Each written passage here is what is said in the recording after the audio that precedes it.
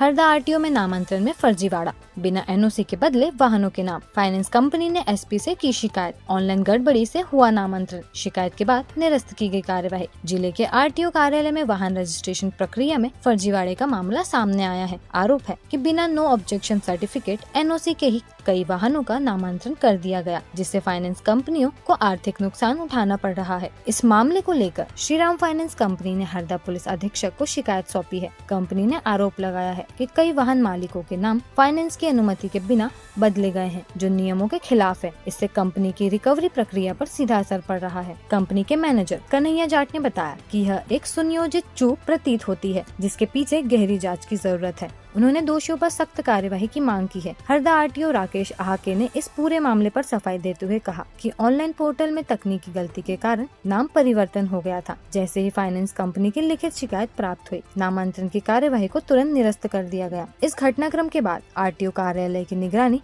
व्यवस्था और प्रक्रिया की पारदर्शिता पर सवाल उठने लगे हैं। बिना एनओसी वाहन ट्रांसफर होना नियमों की खुली अवहेलना है। अब देखना है कि प्रशासन और परिवहन विभाग आगे क्या कदम उठाते हैं। अभी हमारे यहाँ अप्रैल में गाड़ी फाइनेंस हुई थी I-20 और उसकी एक किस्त हुई थी 42 महीने के लिए फाइनेंस हुई थी। ये गाड़ी श्रीराम फाइनेंस का हमारा हाइपोथिकेशन चढ़ा था, हमने इस पर गाड़ी को फाइनेंस किया था और अभी पिछले मंथ ये गाड़ी किसी थर्ड व्यक्ति के नाम पे ट्रांसफर हो गई और हमने ना तो हमारी एनओसी हमने उनको दी है। अभी हमारे यहाँ से लोन लाइव चल रहा था और पता नहीं किस सांठगांठ से आरटीओ एजेंट से या आरटीओ अधिकारी से इन्होंने मिलीभगत करके और गाड़ी थर्ड व्यक्ति के नाम पे ट्रांसफर कर दी। अब ये खेल कब से चल रहा है हमें नहीं पता, लेकिन हमारे यहाँ से जो गाड़ी हमने फाइनेंस की थी, हमारा एचपी चढ़ने के बाद, हाइपोथिकेशन चढ़ने के बाद हमने कोई तो एनओसी नहीं दी उनको, ना कोई उनको कुछ हमने डॉक्यूमेंट दिया। इसके बाद गाड़ी ट्रांसफर हो गई अन्य व्यक्ति के नाम पे। जानकारी किससे लगी? ये गाड़ी हमको जानकारी लगी थी, हमने जब उस पर नेट पर सर्च किया, हमारे वो एजेंट के थ्रू हमको जानकारी लगी थी कि गाड़ी आपकी किसी और के नाम पे पता चल गई है।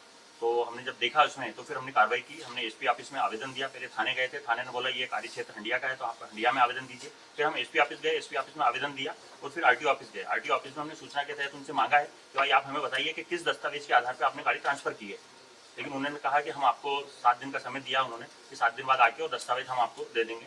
तो हम 7 दिन के बाद कंपनी का नाम से कि जब भी हम कोई फाइनेंस करते हैं तो उस पर हमारा हाइपोथिकेशन चढ़ता है, एसपी चढ़ता है, तो वो आरटीओ में हमारा नाम होता है, श्रीराम फाइनेंस का नाम चढ़ता है उसमें, तो हमारा नाम चढ़ा हुआ था। उसके बेस पे मतलब हम गाड़ी फाइनेंस करते हैं। तो ये 2019 मॉडल गाड़ी थी, हमने 2019 मॉडल गाड़ी पे रीफाइनेंस किया था, उसको 3,80,000 का हमने लोन दिया था। अभी तक कितना बकाया था इनके ऊपर अभी तक इन्होंने? नहीं, अभी तो 3 महीने 4 महीने तो अप्रैल में तो गाड़ी फाइनेंस ही हुई है। हम अभी तक तो एक ही किस्त आई है उनकी।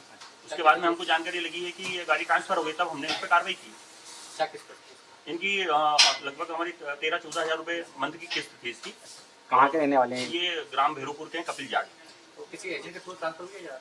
ये एजेंट के थ्रू ही ट्रांसफर हुई है। यहाँ पे हरदा में बहुत सारे एजेंट हैं, अब किस एजेंट के थ्रू उन्होंने आरटीओ ने भी कर दिया, ये बड़ी बात। हाँ, आरटीओ अधिकारी की मिलीभगत के बगैर ये गाड़ी ट्रांसफर नहीं हो अब आप सकती क्या चाहते हैं? हम ये चाहते हैं कि हमारा लोन क्लोज हो जाए, क्योंकि अभी ये हाइपोथिकेशन हमारा हट ही गया। नाम हमारे गाड़ी मतलब श्रीराम का बंधक था, वो हटा दिया है। आरटीओ अधिकारी के थ्रू उन्होंने मिलीभगत के थ्रू ये काम हुआ, बगैर उसके काम नहीं होता। हम चाह रहे हैं कि हमारा लोन क्लोज हो जाए और आपके माध्यम से हम ये चाहते हैं कि ये मिलीभगत कब से हो रही है, ऐसा खेल हरदा में कब से चल रहा है, इसकी जांच होना चाहिए और जो भी इसमें दोषी पाया जाए उनको यहाँ से हटाना चाहिए। नहीं, नाम नहीं बदला गया है उनके। जैसे हमारे शिकायतकर्ता ने हमारे को शिकायत की थी, हमारे संज्ञान में आया, हमने वापस से जो है श्रीराम फाइनेंस के नाम पे वो गाड़ी कर दी है और क्या बोलते कपिल जाट के नाम पे वो गाड़ी है अभी वर्तमान में। वो त्रुटि बस हो गया था, कंप्यूटर की त्रुटि बस हो गया था, क्योंकि पूरा प्रक्रिया ऑनलाइन है। तो ऑनलाइन में जो है वेरीफाई हो गई, वेरीफाई होने के बाद में अप्रूव हो गई, मगर जो है जैसे हमारे संज्ञान में आया तो हमने उसको जो है रिवर्ट कर दिया है। हाँ, कागज देखे थे, उसमें जो है अन्य कंपनी का लगा हुआ था, पर जो है उस समय फिर जो हमने जो है ऑनलाइन उसको चेक किया। ऑनलाइन चेक करने के बाद पता चला कि वो श्रीराम फाइनेंस के नाम है, तो श्रीराम फाइनेंस के नाम कर दिया। एनओसी नहीं लगी थी ना उसमें, एनओसी वही जांच का विषय है, उसको देखना पड़ेगा और क्या। नहीं, वो क्या है कि उसके आरसी कार्ड में नहीं था, वो आरसी कार्ड में उसका कंपनी का ना नहीं, आरसी कार्ड छेड़छाड़ नहीं की गई, आरसी कार्ड में था ही नहीं वो उसके उनको जो है ब्लैक लिस्ट कर दिया गया है। पहले नहीं, ये पहले ही मामला आया है संज्ञान में और उसमें जो हमने उसको रिवर्ट बैक कर दिया है, जिसके नाम पे जो फाइनेंस था उसी को फाइनेंस को यथावत रखा गया है। अब बदलेगी हरदा की चाल, क्योंकि आ गया है बाटा फुटवेयर्स का शोरूम हरदा में। अब चलो स्टाइल में, पता ground floor GP mall, bus stand road, Harda.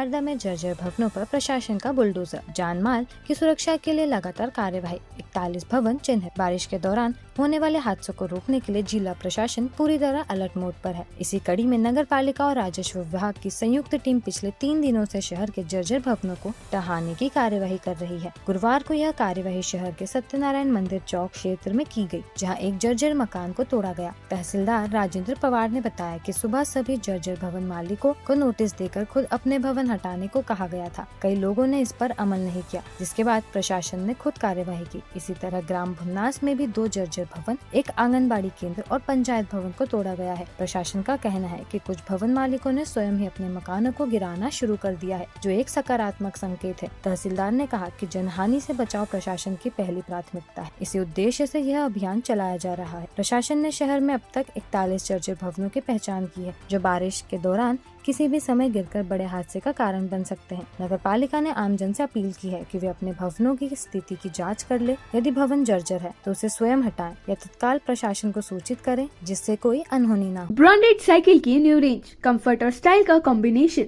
10 से 15% तक डिस्काउंट पर उपलब्ध। पता AR bike gallery, LBS tower, hospital चौराहा, bus stand road, Harda. Harda की ट्रैफिक व्यवस्था अब जन सहयोग से होगी स्मार्ट। यातायात पुलिस ने जारी किया कंट्रोल रूम नंबर। शहर की यातायात व्यवस्था को बेहतर और जवाबदेह बनाने के लिए ट्रैफिक पुलिस ने एक नई पहल की है। अब शहरवासी भी सड़क पर जाम या गड़बड़ी की सूचना तुरंत पुलिस को दे सकेंगे। इसके लिए थाना प्रभारी यातायात सूबेदार उमेश ठाकुर ने यातायात थाना का संपर्क नंबर 07577 222 104 सार्वजनिक किया है।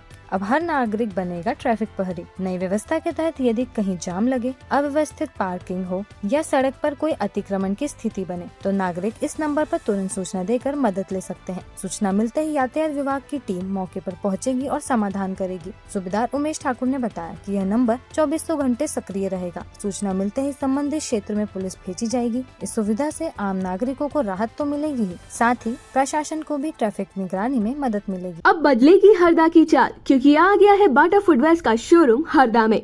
अब चलो स्टाइल में। पता ground floor, GP mall, bus stand road, Harda.